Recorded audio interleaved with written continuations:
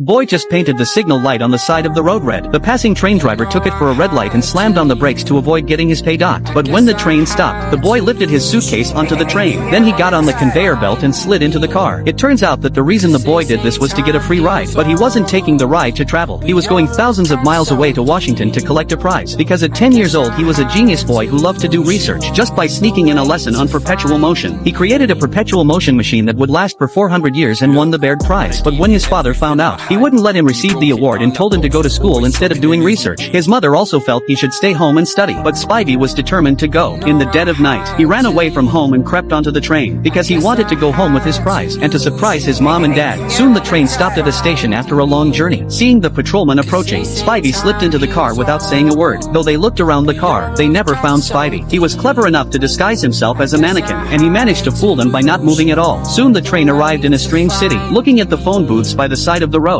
he was tempted to call his family to tell them he was safe. He could only think about it, because he thought his parents didn't like him at all, and his brother died a few years ago because of him.